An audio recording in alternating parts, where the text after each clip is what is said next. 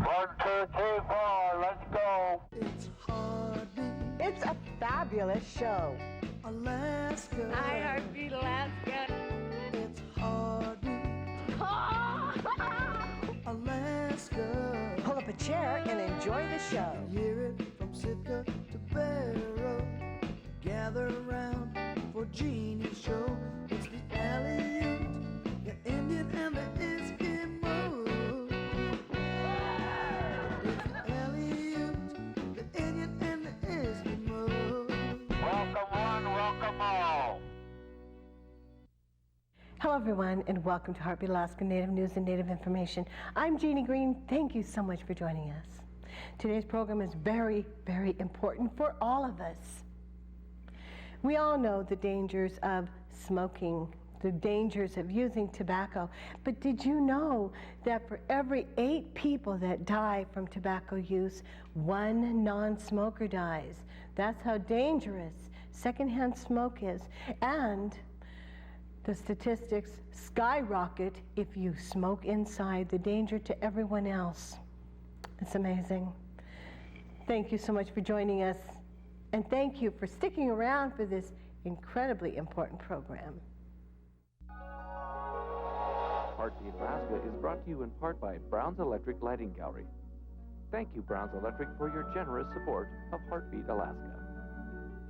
Heartbeat Alaska is made possible by Kupik Carlisle Transportation, your full-service transportation and logistics company. Heartbeat Alaska is also brought to you by Frontier Flying Service. Thank you, Frontier, for getting Heartbeat Alaska airborne. Merry Christmas. Merry Christmas. It's time to pull out those video cameras and start getting those greetings.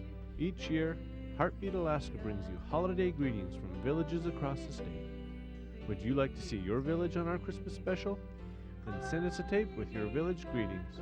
We can accept VHS, Super VHS, and Mini DV.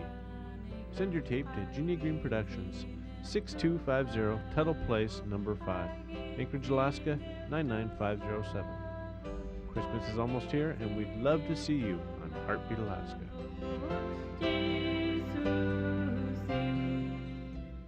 It's the Aleut, the Indian, and the Eskimo. It's the Aleut, the Indian, and the Eskimo. Welcome one, welcome all. Welcome back. Travel with me now around the state of Alaska as we take a look at the dangers of secondhand smoke. And we also take a look at how a single person's action or a community decision can go a long way towards eliminating the dangers of secondhand smoke. Leadership comes in all forms. It is expressed in many different ways. Of course, when we think of leadership in traditional terms, we most often look to our elders, our parents, our community leaders, and those who direct our state and nation to use the wisdom and knowledge they have gained to keep us safe, to make our lives and our communities better places to live and work. Right now, we're going to do organization. But you don't have to be the chief of a village to be a leader. There is the more subtle form of leadership that we don't always think about. Every time one of us makes a decision or takes an action either alone or with others that makes life better for ourselves, our neighbors and friends, that is a moment of leadership. Many times we make personal decisions that really have an impact on others in our family and in our community with far-reaching consequences.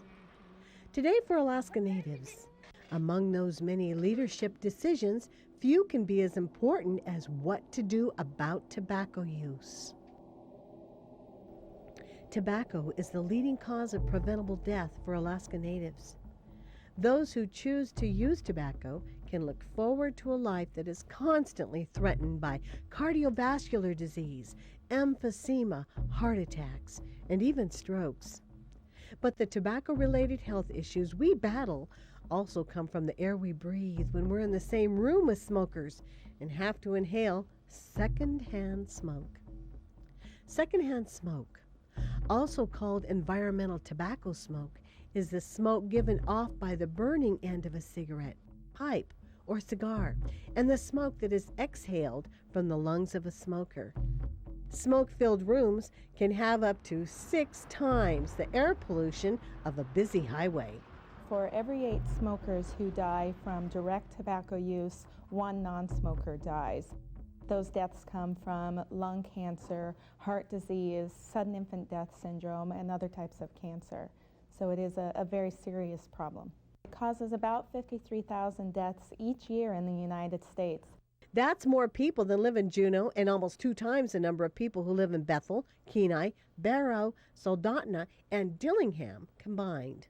When you smoke in your household, you have children or you have a spouse, that person with you is also smoking because they're breathing the same air as you are.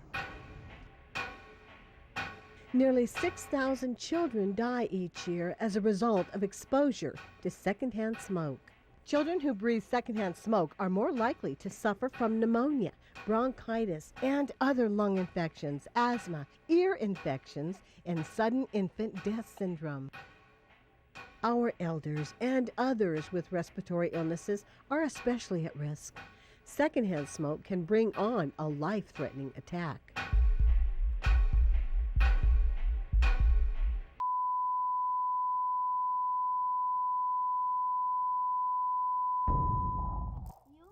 Whether you're 8 or 80, the decision to live tobacco-free and secondhand smoke-free makes you a natural-born leader. To me, a kid that doesn't smoke, to me that's a leader. That's a kid that doesn't smoke, he's going to have some potential, and especially if he believes in himself, and to put all those aside and stand up and break that cigarette and not smoke that cigarette, To me, you have to have more pride than being someone that holds a cigarette in his mouth. I mean, there's no point in doing it. I want to live a longer life. I mean, just paying for the cigarettes and stuff ain't worth it. I mean, you could buy a lot more valuable stuff besides cigarettes. Most people who use tobacco start when they're very young. The growing bodies of young children become more quickly addicted to tobacco than do older people. As adults and leaders, we can keep all forms of tobacco, cigarettes, chew, ickmick, from our children. Some of the things that communities have done to be successful in their efforts is first to realize that youth are becoming, addicted at earlier ages, becoming more aware of where these tobacco products are coming from. Are they is it easy to get them at the store? And not just to put all the blame on the store, but to recognize that that tobacco use is more prevalent than they're aware of. We can see outside of different gatherings and things like that where people gather up to smoke, and this could be at a health conference. This could be at a school basketball game. People will go outside to smoke, and I think we don't realize how strong of a message that sends to youth. Elders, everybody has influence on kids, everybody. Even children, among children, have influence. So I think, people that do smoke around children have a big influence around them as well. I didn't think that as a smoker. I didn't think I had any influence on children. Oh, they'll smoke with or without me smoking a cigarette. It doesn't matter if I smoke a cigarette, but it does matter. I see a lot of young youth smoking cigarette, and it really makes me angry inside that I smoked all those cigarettes in front of all those children, all those people for so long.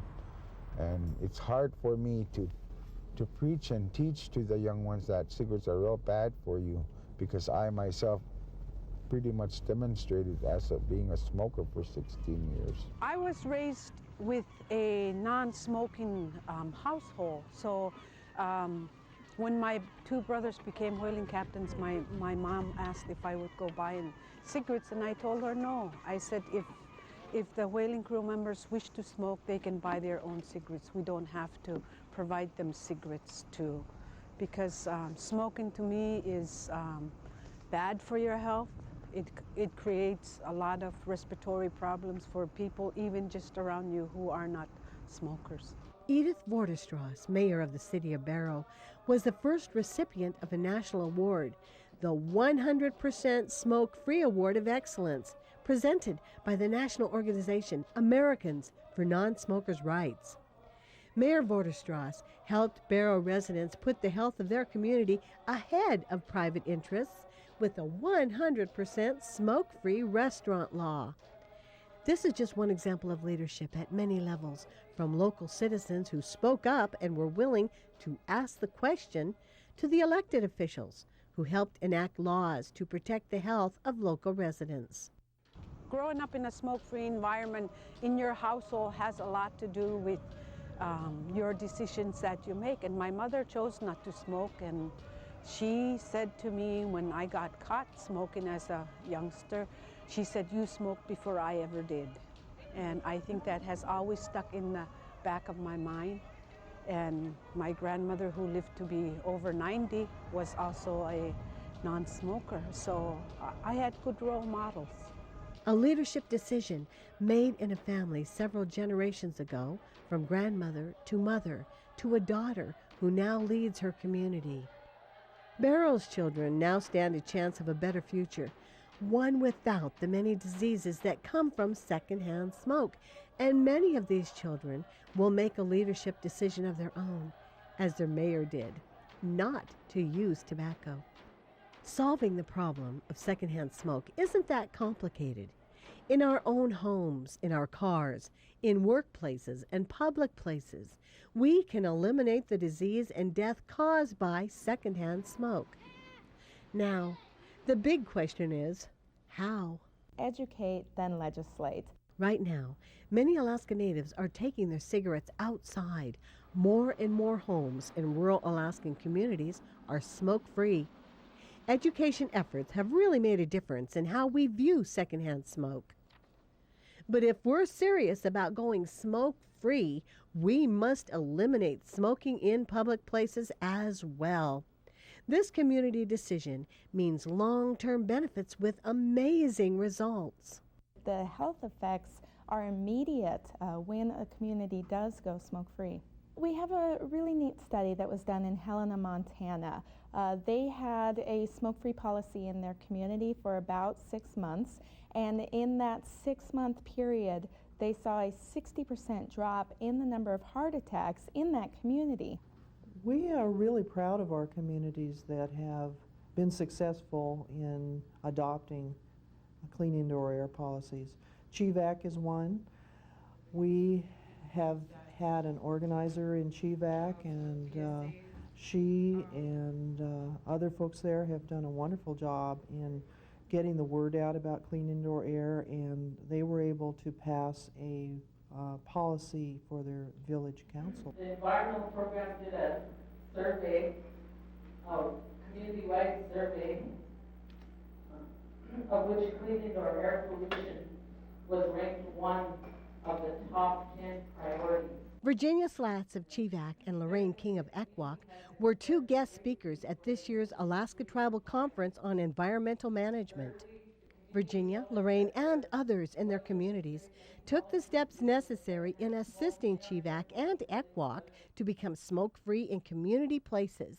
Juneau has a policy, Homer has a policy now, and a few years ago, Bethel was the first community that went smoke-free, followed then by Barrow.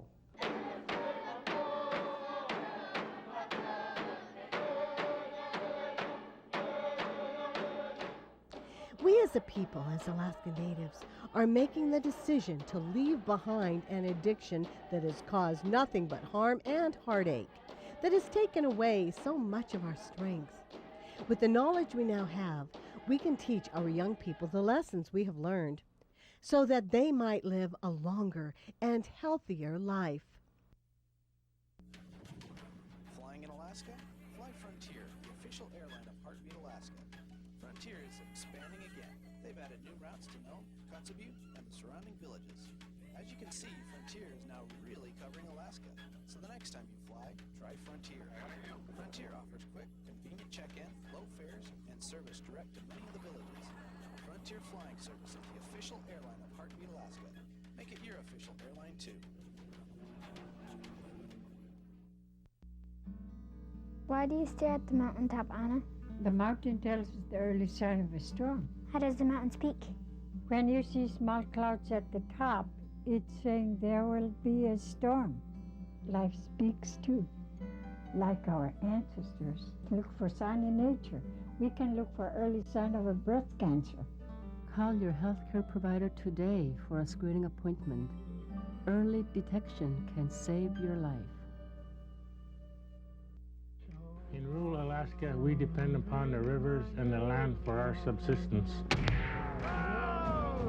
We depend upon our past to guide us into the future. We depend on toyo stove to keep our families warm. They're very efficient over the old type oil stoves that we used to have before. Rural Energy Enterprises offers a wide variety of heating solutions for your home, like the Toyo Stove Laser 73 and Godan Oriel. It's so efficient and it keeps our house, nice and cozy. You don't need no electricity, and you can also cook on it. You can pull the top up and then you can cook on it. And the burner is designed so that it's more efficient than the old type oil burners. They're priced well. You save money on heating fuel. It's a big plus in our village. Rural Energy Enterprises, helping Alaskans save energy since 1987. Your Alaska State Troopers remind you that if you're transporting alcohol by common carrier into an area that restricts the sale of alcohol, you must clearly label the package with the words alcoholic beverages and attach an itemized list. Failure to do so is called bootlegging, and it's against the law. Anyone with information on bootlegging is asked to call the Alaska State Troopers. Rewards of up to $600 are paid for successful tips. Let's all work together to stop bootlegging in Alaska. Live the outdoor dream with the new amphibious, all-season, all-terrain Argo 8x8 Avenger for up to 6 passengers. The new all-wheel drive Argo 8x8 Avenger features 25% more power, new steering system, 25% more ground clearance, more legroom, extra padded seating, more capacity, and a lot more. Explore the possibilities and arrange for a free test drive at your local Argo dealer. Heartbeat wishes to thank Hagelin Aviation Services Incorporated for making our stories possible. We travel on Hagelin Aviation and we thank you for choosing them too. Hagelin Aviation has been serving Alaskans in the bush for over 20 years. We fly Hagelins all the time. Operating with 29 aircraft at 8 stations across Alaska and servicing over 100 destinations daily. Hagelin Aviation, your ticket to ride in rural Alaska. With the knowledge of the dangers of secondhand smoke, many communities are taking steps to fight this deadly killer. Dmitry Cherpanov of Accutane, located in the Eastern Aleutians, is a smoker of many years now. Although Dmitry has been unsuccessful at his attempts to quit smoking, he has become educated on the effects of secondhand smoke, and like many in his community, is taking his habit outdoors for the sake of his children. A lot of people here in Accutane, they'd rather smoke outside than in their homes. After hearing about it, what smoke could do to you or even your whole family, it's been happening in all over, so. Throughout the Eastern Aleutians, there is an awareness taking place within the rural communities. It's an awareness that is changing lives for the better. Through the leadership of the Eastern Aleutians Tribes Program, many rural residents are kicking the habit, and most, if not all residents who are still smoking cigarettes are smoking outside. It's a program that truly reflects community involvement. We represent 6 communities and we contract out to others, and they range in size from well under 100 to up to 1,000, and so it's a variety of different programming in each of the communities, and the village-based counselors that way get to tailor it so that it fits the communities, and then we bring in other people to support, like Dr. Gary, who makes quarterly visits to each of the sites. So as a disease, how does it manifest in the body? What is it all about? Dr. Gary Ferguson was born and raised in Sandpoint, one of the 6 communities in the eastern Aleutians. A naturopathic doctor, Gary spends his time traveling the Aleutians, visiting communities and the people who live there, exploring and researching the vast vegetation and tundra life that blankets the Aleutians. The Russian name is Petrushki, or beach lovage, and it's a great source of vitamin C. It's what saved a lot of the early pioneers to the region from getting scurvy. Of course, the natives knew exactly what to eat, but it's best in the spring. It's a little woody right now. The weapons to battle addiction can be found in many ways, like from our surroundings or through people we know, but ultimately, the greatest weapons lie within us. Fall back on the values, the cultural values. There's a lot of strength within that, and when we utilize our cultural values, we begin to draw on the things that make us strong, the things that make us healthy, good living. And tobacco use takes away from our health. It takes away from all those things that we're trying to become. It really hides who we are as individuals. Now that we understand the dangers of secondhand smoke, we can all take action. Across the country, more than 1,600 communities, state governments such as New York, California, and Connecticut, and even some countries are protecting people by passing laws to keep secondhand smoke out of public places and workplaces. Alaskan cities and villages have passed the same types of laws. Oh, don't worry. Tobacco users are still free to smoke, but not where it will damage the health of others. In Alaska today, each community must pass its own law. It should be a law that protects all workers, not just some, and it has to be fair. For many years now, the Alaska Native Health Board has been helping Alaskans create smoke-free public places and workplaces. If there's someone in the community that has approached us and wants to have assistance, there's a number of things that we can do. We can offer them support. We have materials that can be provided. We have, through the Alaska Native Tobacco Support Program, we have a wonderful Clean Indoor Air Agreement handbook for Alaska Native communities. And this handbook was developed a couple of years ago, and it has actually a policy that is a draft that communities can revise for their own purposes. So this is an excellent source of information about the state laws regarding clean indoor air. The first job is to educate everyone. The education is critical, that people understand that secondhand smoke is not just irritating, it is deadly. Next, work to pass ordinances at the local level that ban smoking in indoor workplaces, and don't forget to include public gathering places. All schools in Alaska are tobacco-free, but sometimes we have to deal with the area outside the school, because when there's events like basketball tournaments, people tend to gather around the entrances of the schools, and the community may wish to have a policy that prohibits smoking within, say, 20 feet or 50 feet. For business owners, going smoke-free can mean good things for their customers and employees as well. On an individual level, when businesses go smoke-free, they see employees having fewer sick days because they're not being exposed to the secondhand smoke. The employees who do smoke are smoking less. Productivity is up because employees are healthier and happier. They're taking fewer smoke breaks. So maintenance costs are reduced. There's just a lot of economic impact to the individual business as well as on the community level as a whole.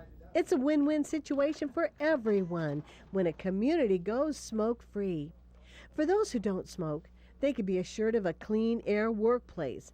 And for those that do, they can rest well knowing that they are not causing harm to others. The overall atmosphere of a village can change almost overnight. Continue with educating your community. Let people know that you care about your village. You care about your people. Help make our future smoke-free and tobacco-free.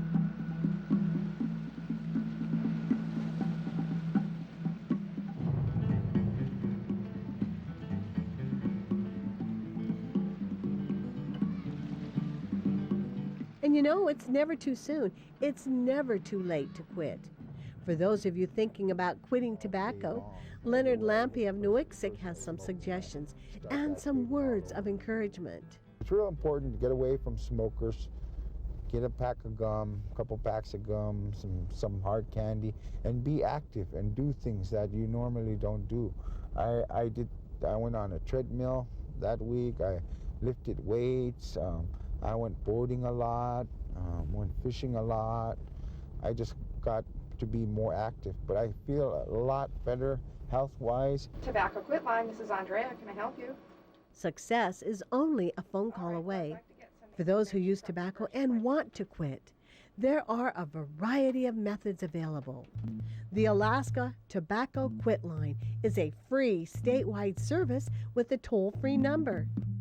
The Quit Line is staffed 24 hours a day, 7 days a week by registered nurse counselors who are trained in the field of tobacco cessation and can help you explore the options available to you. Remember, it's a free call and help is available around the clock. That's right, free.